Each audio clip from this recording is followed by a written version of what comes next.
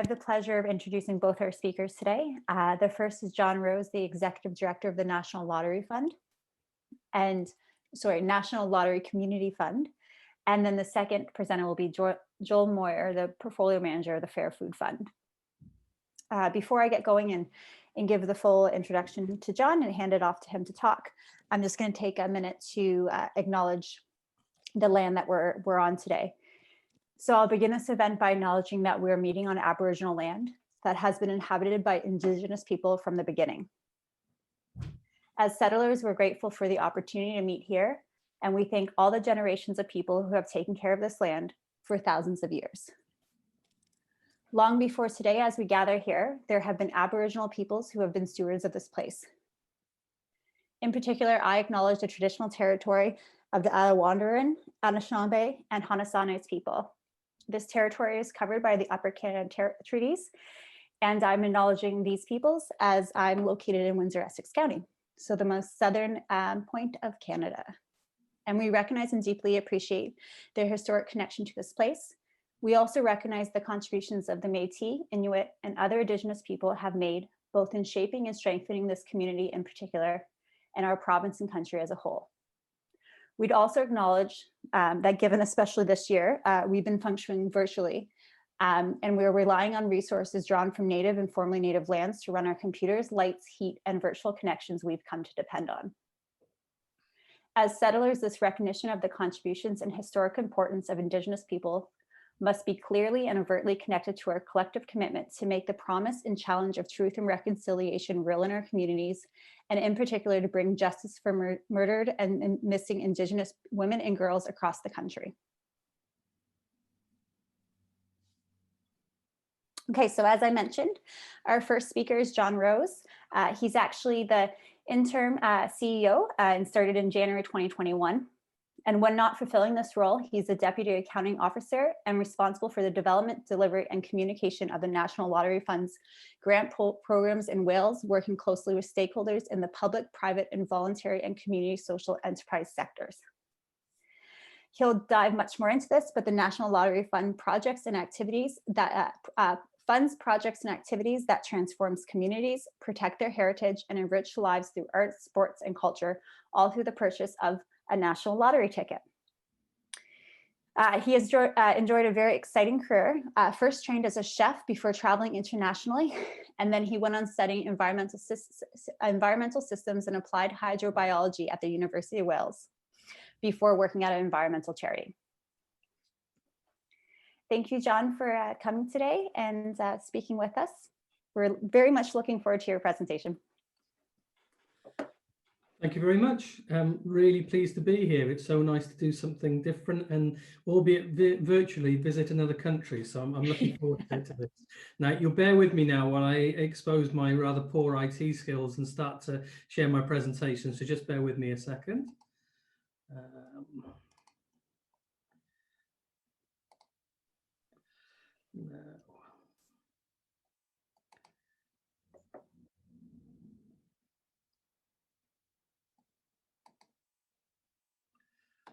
Okay, there we are. I think hopefully can you see? Oh, there we are. Can you see that?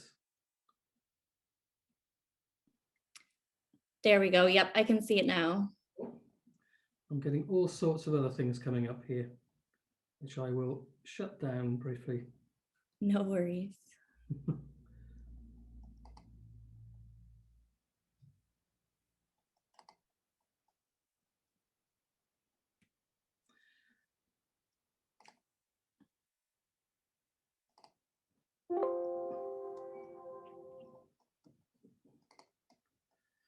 Sorry about this. I had far too many things open in my background before starting. I should have been more organized. No, it's Yeah? starting Okay. to appear. Yeah, and everyone, you can throw into chat where you're from, who you are, and the organization you're representing. Okay, so thank you. Great to be here. So as mentioned, my name is John Rose. I'm Interim Chief Executive for the National Lottery Community Fund. National Lottery Community Fund is a UK-wide organisation that supports, basically to support communities to thrive. We're a part of government. We're an arm's length government body, and we were established some 25, 26 years ago to distribute money from the National Lottery. And so whilst it's a state lottery, it's actually operated by a private Canadian-owned company. But that's what, and I'll go on to a little bit now into how it works. Okay. So what I'm going to cover today is go into a little bit about who we are and what we do, talk about our strapline, which is people in the lead, and then talk a little bit about 2021 and beyond. Just a quick word on the terminology of social finance. In the UK, that has a very specific meaning. What I'm going to be talking about primarily is grant funding, which is what we provide, and talk a little bit about how we use that. Where I refer to figures, I'll be referring to UK pounds, and it's not exact, but basically double it, and that'll give you the equivalent in Canadian dollars. It's slightly less than that, but my maths isn't so good. I can't translate this on the hoof, if you like. So who are we and what do we do? As I mentioned, we're an arm's length government body. So not actually within the civil service of the UK, but we're not independent either. So as a result of that, we take direction from the different governments of the UK. So our work in England is governed by the UK Parliament, but for Wales, Scotland and Northern Ireland, it's governed by the relevant country governments. So the National Lottery, as I said, was established about 26 years ago. It runs a number of games. It's a state-sponsored lottery, but it's operated by a private operator. And every time somebody buys a lottery ticket for £1, 28 pence of that pound, so 28%, goes towards good causes. And that good cause money is distributed through 12 different distributing organisations. And very broadly, that covers sport, heritage, arts, and then the work that we do, which broadly covers health, education, environment, and charitable purposes. So it's really quite wide-reaching. National Lottery in the UK has had an enormous impact since it was first set up, and it's been far more successful than it was expected at that time, and absolutely, touched the lives of people in every community right the way across the UK. So we're the largest funder of community activity in the UK.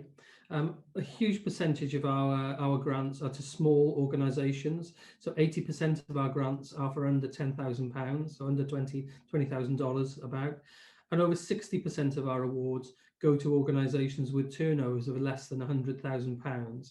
So we're very much, in terms of volume, dealing with smaller, voluntary, community-led organisations. But that's not to say that with that remaining money and those remaining grants, can be working with quite large organisations on quite big and sophisticated long-term projects. So just a little bit in numbers. I mean, this is last year, 1920. So 30,000 projects during that year. Some of those are very, very small. Total about £588 million. £588 million to 14,000 projects. And that gives you a sense of how it's split up around the UK as well, with obviously the lion's share being distributed to English projects, given that's the biggest country in the UK. So a little bit about, I suppose, our core work, and later on in the presentation, I'm going to talk a bit about our kind of values and ethos, and come on to talk a little bit about participatory grant making and work that we do with people with lived experience as well. But as I mentioned, primarily we are a grant funder. Our funds goes out, and what I mean by a grant is it's an award that's made to an organisation and it's non-repayable. We do some work with repayable social finance, whereby those awards are made to social enterprises and charitable groups, and they tend to be operated on fairly favourable terms in terms of the return. And we often do that through third parties, so through partner organisations that are doing that. But at the core of our work are firstly an approach and then several products. So if I described our approach, I would say that the majority of our funds go out through what I would describe as broad responsive funding programs. And I'll come on to these in more detail. But what they do is they allow communities to tell us what's important to them, and then give us the flexibility to fund a real variety of different projects. But at times, we'll also choose thematic areas. And I think this is going to be increasingly important as we recover from COVID-19, because as with most states, the state is under pressure financially. So I think over the coming years, I'll come back to this later, we're probably more likely to do more thematic work. And when I describe thematic work, that might be focusing in on a specific geography or on a specific theme. So for example, it could be around transferring assets from the public estate to communities. It could be about young people's mental health. It could be about homelessness, all those sort of complex needs that are some of society's wicked issues. And we'll get involved with those where we feel we can make a difference, and typically where we might fund new approaches that break new ground and support public services to think about how they might deliver things differently. In terms of how we do that, it's primarily through 3 products. So we have 3 core grant funding products. Our simple product, we don't get 10 out of 10 for exciting names here, I'm afraid, but we have a simple product which is aimed at small grants, a standard one, and partnerships. So I'll come into these a bit more detail, but with our simple grants, yeah, they're grants of up to £10,000 for 1 year, very typically aimed at smaller grassroots community groups, but some larger organisations do take these on. And in recent years, we've really worked hard to simplify both the application process to make this incredibly accessible, and also limit the amount of monitoring information that we would ask for, because this recognises that we don't want to get in the way of communities to do their amazing stuff, and we want to support them to do that. Then in the middle, you have our sort of standard product. Now, typically that provides grant funding of 10,000 up to £500,000, sometimes more than that. So quite significant funding. And this is longer term funding that supports organisations to connect to, work with communities, and take action on, again, issues that matter to them by bringing people together. So it's about building relationships. And again, this is a really, really broad sort of variety of work that this can support. And we would provide funding very flexibly that would cover both capital costs, revenue costs, and typically from anywhere from 1 to 5 years. So it's a slightly longer funding period as well. And then finally, we have our partnership offer, which is really, it's a more complex offer, and it's about supporting joint action that goes beyond any single organisation. And that might mean having multiple funding arrangements across a number of partners to ensure that the power dynamic is right in that partnership, that you've got the right, that it's not one person looking after the money, if you like. And this is very much about longer term flexible funding for either thematic work, place-based work, and often looks at systems projects as opposed to, systems thinking as opposed specifically to projects. So what does this look like in practice? And I'm just going to give a flavour of these. So National Lottery Awards for All, this is our small grants. This is the simple product, which provides £300 to £10,000 a year. Really short application, no closing dates to it. People can apply 24 hours a day, 365 days a year. We make decisions every 2 weeks and typically turn around applications in a very short amount of time. So they don't need to be charities in the UK, they can be unconstituted groups, but we do have some kind of measures in place to ensure that the money is spent appropriately. In England, we run something called Reaching Communities. These are for projects costing more than 10k. Most of them are under 750,000, well, I think the average grant sum's about 250,000, something like that. And this is where we provide up to 5 years funding. Again, can be capital and revenue. And again, a rolling program where people can come in and access money from this all the time. Key thing with this is about being conversational during the early development. Now, there's 2 reasons for that. One, we can provide advice, but also, we are oversubscribed in terms of the level of applications we receive. And there's a saying that there's only one thing better than a yes, and that's an early no. And actually for us, often it's not a no, it's a not yet. So we're trying to be fair to our customers there and give early feedback. Partnerships, as I said, more complex, and often looking at some of those more thorny issues that society is looking to tackle. So we have a number of schemes in England. A Better Start is about supporting people in the early years of life. Head Start is about supporting people with mental ill health. Aging better, as you'd imagine, is very much about how we age through life. So it's not just about older years, it is about the process of aging. And so they're far more strategic and joined up approaches. I am going to touch upon COVID because, unsurprisingly, COVID has had an enormous impact on us over the last 12 months. So 17th of March was the last time I left my house to go to work. I've been working at home since then.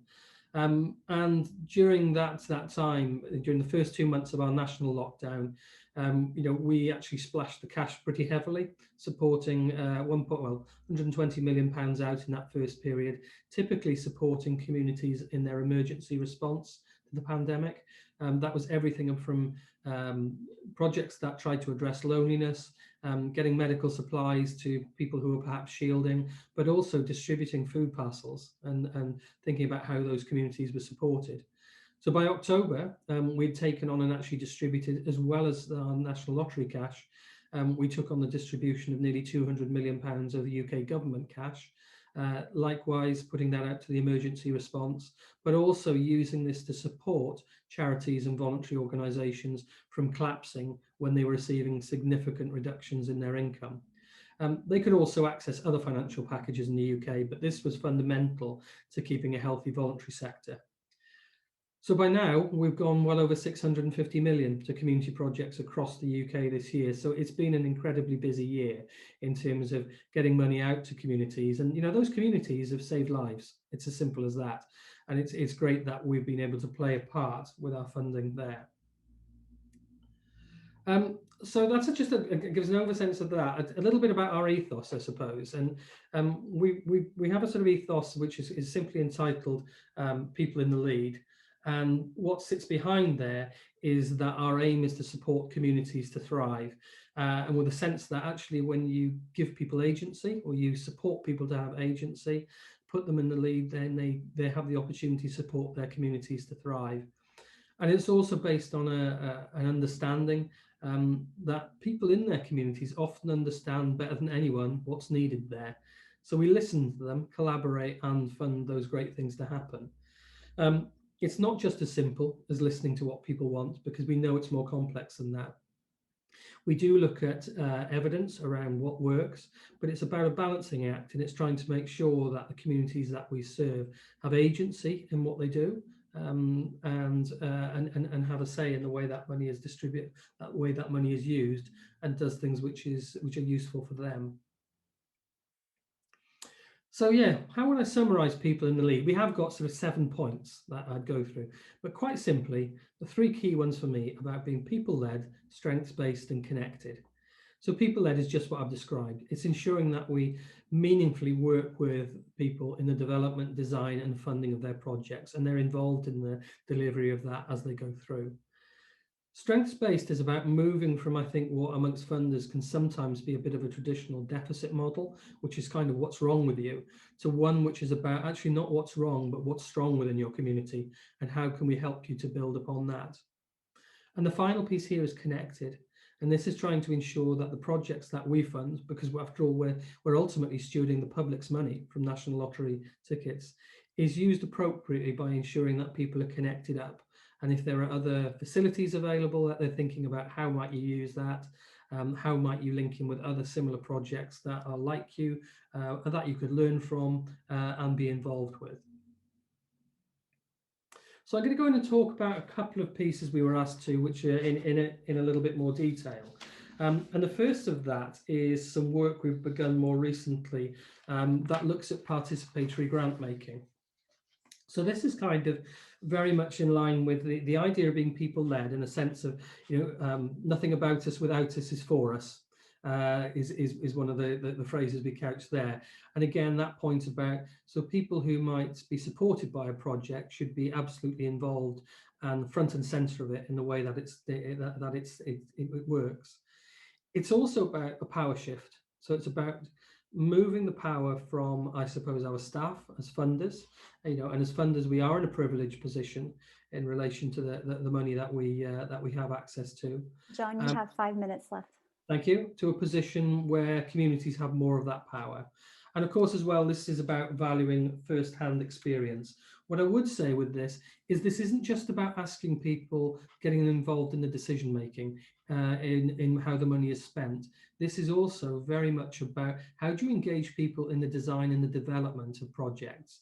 And a lot of our assessment work is actually looking, when people apply to us for money, really satisfying themselves that this is embedded and that they're embedded in their communities, because we know that by doing that, the project stands a much better chance of being successful. So it's very much about, it can be about engagement in making the funding decision, but it's more than that. It's about how communities are engaged in the design of the services that are there to support them. So a couple of examples across the fund. We've done a lot of work around young people, with the young people, aiming to give young people agency. We've done some work in Northern Ireland, working with Black, Asian and minority ethnic communities, so that they're far more involved in both the design of their services and making the decisions about where the money goes. And during the last year, we set up something called the Phoenix Fund. We discovered that actually, much to our shame to some extent, a lot of minority communities really didn't feel that we were for them. So we established a partnership called the Phoenix Way, which was about working with organisations that were delivering frontline for Black minority ethnic communities, and were then making the decisions about which of the projects that were going to be supported. So very quickly as well, we've done work around lived experience leadership. So this is very much about valuing people's first-hand experience of the social issues that they may face and ensuring that, again, they have agency to make decisions around that. Again, about devolving power and co-production, supporting those communities. So they're kind of almost two sides of a very similar coin between participatory grant making and lived experience leadership. And this is helping us to shape how other funders might work as well. So I'm very conscious of time. So what does 2021 and beyond bring us? Literally in the UK, we've just had our budget today, which paints a pretty bleak picture of the level of debt that the country is in. And I sense that, particularly for us as an arm's length government body, it's going to be critical that we play our role, as well as government does, in supporting communities to build back better as we come out of the pandemic and start to either adapt to a world with various variants of COVID, or I would hope get to a position where we're in more of a recovery mode.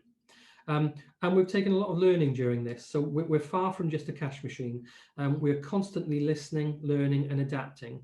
And by listening to our grant holders, undertaking research. So there are learnings and insights from the pandemic, which will begin to shape our work on what community needs are for the coming future. Partnership working, I think, is going to be critical as we go forward. We know we're going to have limited resources financially, so it makes it more and more important that organisations talk to one another and think themselves about how they come together to share resources and get the best bang for buck, if you like. And of course, there are some really big existential threats out there, like the small matter of climate change. So last year, we committed £100 million over the next 10 years to support community approaches to addressing climate change. And what sits behind this is very much a sense of how we can support, again, people to have agency. This isn't necessarily about lobbying and protest. We have to be very careful in that area as a government body. But it's very much about, what demonstration projects can we find that support communities and not just the sort of the usual suspects in the environment sector. And bear in mind, that's where I come from. But how do we engage communities more generally to take action to address, what's arguably the biggest threat to humankind?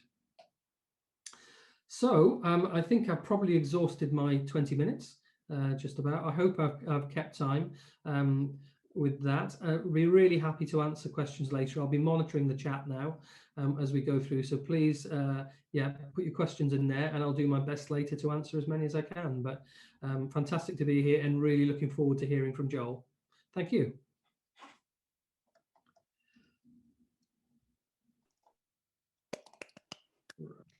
Thank you, John. That was wonderful. As you mentioned, everyone, please put your questions in chat during the Q&A period. You can have an option if you feel like you need to vocalize your question versus putting it in chat. We'll provide that option for you. You can put an icon maybe in the middle of the corner of your screen or something so that we know you have a question, or just say that you would like to ask your question and we can unmute you during the Q&A period. John, I have so many questions for you myself, but I'm not going to take the time to do that. We're going to keep moving. But thank you so much. Again, that was wonderful. So the second speaker is Joel Moyer, as I mentioned. He manages the Fair Food Fund. It's the impact investing arm of the Fair Food Network, and it provides financing and business assistance to good food enterprises creating health and wealth in communities, especially in those that have not had traditionally access to capital and or healthy food options. As the portfolio manager, Joel is responsible for the day-to-day management of the fund's investment portfolio and leads the due diligence and investment process for potential investment opportunities. He has an MBA in sustainability from Antioch University in New England, where he focused on impact investing, community capital, and leveraging the positive attributes of capitalism for good. So we should all take note that there's courses and a program available to do that today, which is really exciting. And when he's not working, he spends time with his wife and young children in Canuck, New Hampshire, where he enjoys exploring the region's trails, mountains, rivers, and lakes. Thank you, Joel, for attending today. Great, thank you, Chelsea. You're welcome. Can you hear me? All right. Yeah, Great. you sound great. All right. Let me share my screen here.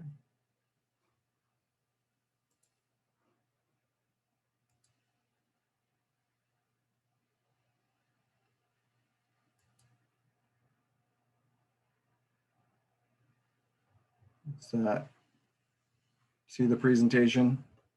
Perfect. Great. Like Chelsea said, my name is Joel Moyer. I'm with the Fair Food Network, and I'm the portfolio manager of the Fair Food Fund. And it's actually Kentucky, New Hampshire. It's a native name. The Kentucky tribe is where I sit, I believe. I haven't done as much research on that piece as I would like. And Chelsea also mentioned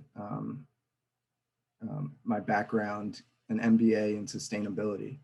I like to share that piece, because most people learn about what I'm doing and are interested in how I got here. So just briefly, I learned about social finance and community capital and all of these positive attributes of capitalism while I was getting an MBA that focused on environmental and some social sustainability with a mix of the financial side of the business work. And when I was introduced to these ideas, I really clung to it and decided I really wanted to use finance for good. How can I leverage these good attributes of capitalism to make a difference? So Fair Food Fund is Fair Food Network's impact investing fund as part of our impact investing work. Fair Food Network has a mission to grow community health and wealth through food. We find that food is our tool and that everybody has a connection to food, and that we believe is a really large leverage point in the world. And we do this work in two ways. One is the food and the investing work, where we're providing business assistance and financing to good food businesses, which is what I'm here to talk about today. But just briefly, we also have our Double Up Food Bucks program, which is a food incentive program that allows consumers here in the US to double their purchase of fresh fruits and vegetables when they use food stamps, now known as SNAP, supplemental nutritional nutrition. It's not my focus area. So, but at farmers markets in 2009, we started this program in Michigan, and today it's in over 700 and some odd locations in Michigan, and has been a model for a national expansion of the program that's included in our, an allocation is included in our Farm Bill, the National Farm Bill, which is a 4-year program that includes SNAP, subsidies to farmers and so on. So it's really a program that we see as a win for families getting healthier food, farmers getting additional markets, and strengthens local economies.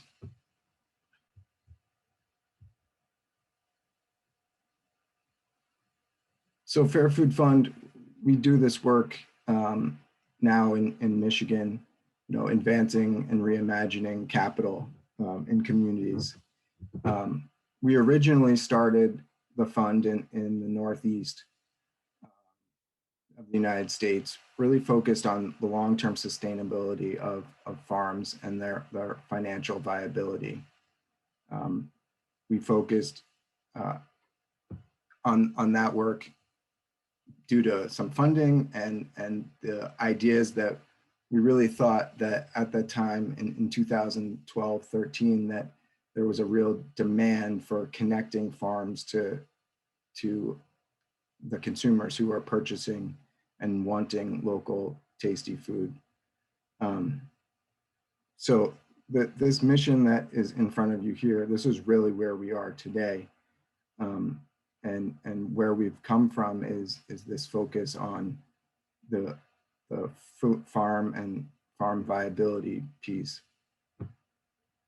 Historically, we've invested about $3.5 million in about 17 businesses, really with this focus of farm viability and looking at that piece of the side of the business.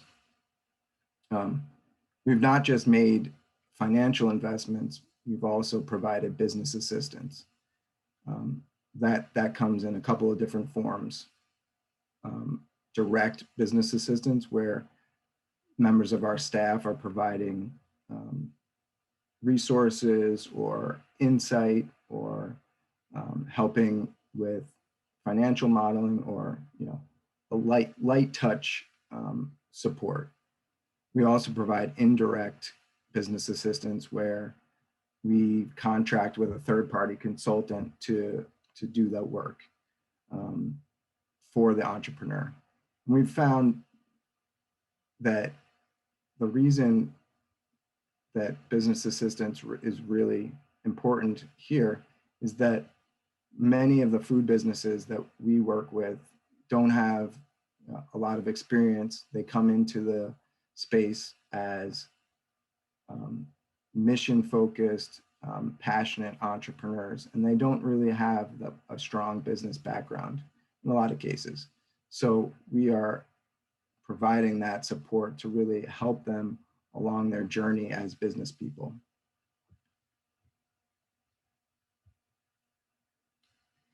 So as I mentioned, we started really with this focus on farm viability and support of farms' financial viability. In 2019, we really looked to expand our impact, focusing on, how can we impact more entrepreneurs in the food space? So when we did this expansion, we decided we wanted to advance and increase access to healthy food. That's really a connection to our Double Up Food Bucks program, which relies on, which is a part of getting healthy food into low-income communities.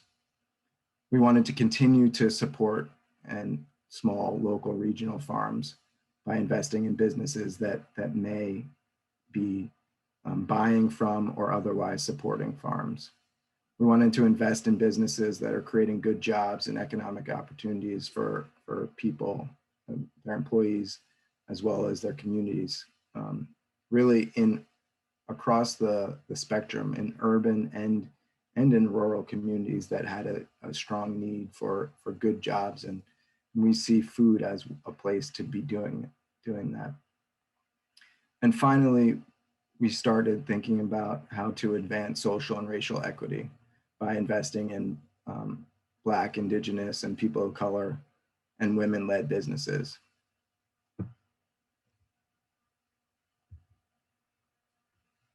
So how do we do this? We see ourselves as a place-based integrator, a catalyst, and a collaborator in the areas we are working. Currently, we work in the Northeast, continue our work in the Northeast, where we have direct lending and business assistance to the entrepreneurs that we work with. In Michigan, where we've begun lending as we've expanded our mission focus areas, we are part of what's called the Michigan Good Food Fund. It's a collaborative of lenders and the Michigan State University and other partners that have come together to create a ecosystem to support entrepreneurs. Currently, Fair Food Network and Fair Food Fund are the administrators of the Michigan Good Food Fund, which allows us we set the vision in the direction of the Michigan Good Food Fund with some of the community engagement advisory boards that are in place and that we're developing. We just took over this role at the beginning of January. So that's another way we are doing the work.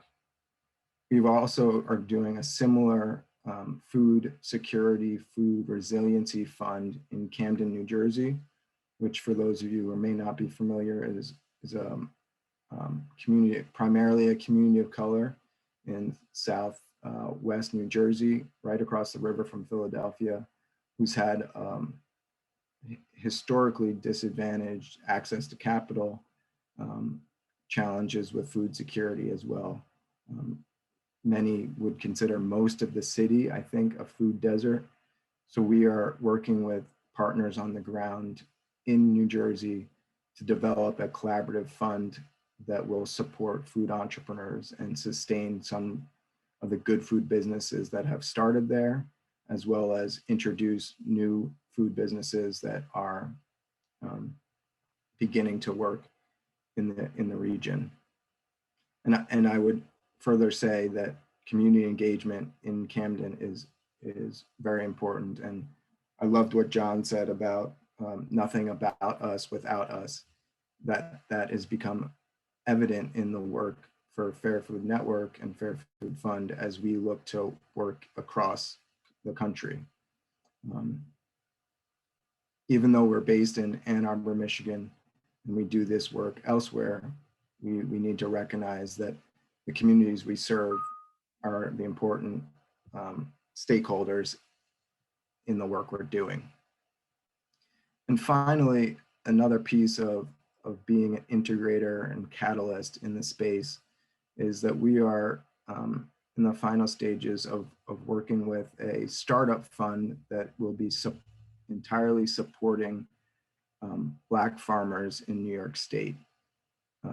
And our role at Fair Food Fund will be to provide business assistance or more or less technical assistance in the development of their fund and provide support to them in the development and administration of the fund and their initial pilot investments.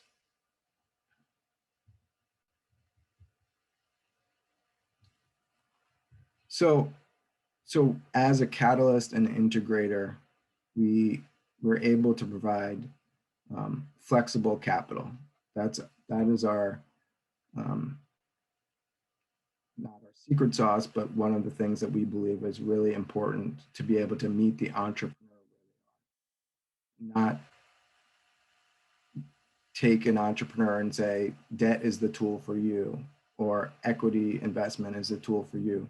But how can we find the right financing solution that fits the needs of the entrepreneur, as well as the current needs, as well as thinking about the future needs of the entrepreneur. And we tie that with our business assistance. So we really think about when we're making an investment, what what technical assistance or business assistance resources does the business need right now to support the growth of the business? What do we think it may need in the future? And how can we leverage our resources to meet the demand of the entrepreneur and create that long-term success? You know, we've seen some businesses, you know, receive debt financing that frankly is not the best tool for them as they begin to really, as a growing business, having to spend a lot of money and that's coming in on debt service rather than investing in the business, investing in the people, investing in themselves as entrepreneurs. So along with our flexible capital and business assistance, we have a strong network of food professionals throughout the country that we know. And we really are also starting to lean into policy. With the new administration here in the States, there's a new renewed focus on small business. There's definitely a movement among supporting BIPOC farmers, BIPOC businesses. And we believe that food is a place that we can do that work.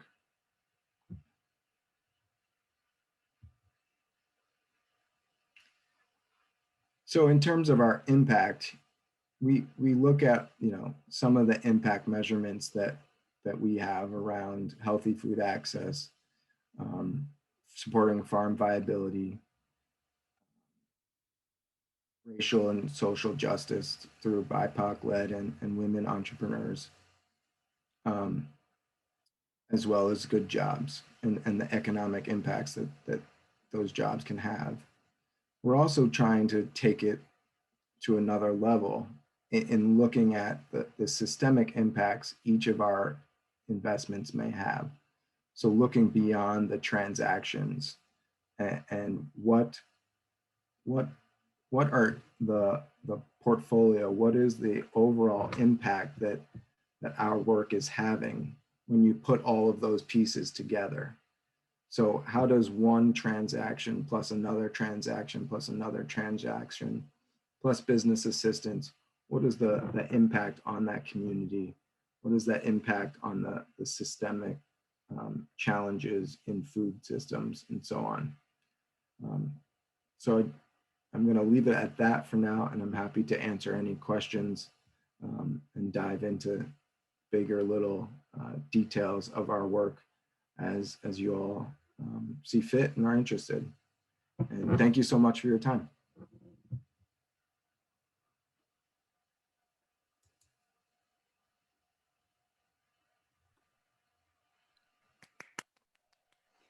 Thank you, Joel. That was great. So just, So as Joel mentioned, of course, especially when we started out, we raise our money through the issuance of community bonds so that we do work in that circular economy effect when investors can take their savings and invest back into their local communities.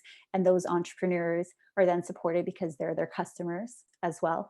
And then they see those businesses grow and thrive, and they source local and sell local as well. So we're trying to create that whole circular effect with that and provide individuals and institutions the opportunity to invest back in their local communities, because there's unfortunately today still not many options for people to do that. So for us, it's evolving. So we have more demand from the investment side today than we have from the loan side, and we'll always be toggling those two. They'll never be balanced, right? We're on a teeter-totter at all times. So we have ways in which we manage that and slowly grow and build and share and create communities as well within what we're doing. So to be able to accomplish what we have today, it would have not been possible without the logos that you see here and many other partners and funders across Ontario and Canada. It's without their immense support, we wouldn't have been able to get this this fund up and going, and continue to look at actually different strategies and different ways to listen, keep our ears to the ground, and provide different financing needs to the entrepreneurs.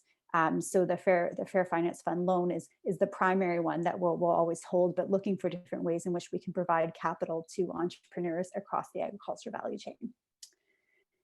And I think that's it. The next slide is our emails. So if you want to get in contact with us, you can email us at any time. All our emails are listed on our websites as well. We're very approachable, so do not hesitate. Whichever question you have or whichever angle you're coming in, feel free to connect. And we look forward to seeing everyone again on next week's call to learn more from social finance funds across the world. I think both of the ones next week are not from Canada. So similarly, we'll be learning things from the US and Europe. Thank you, everyone.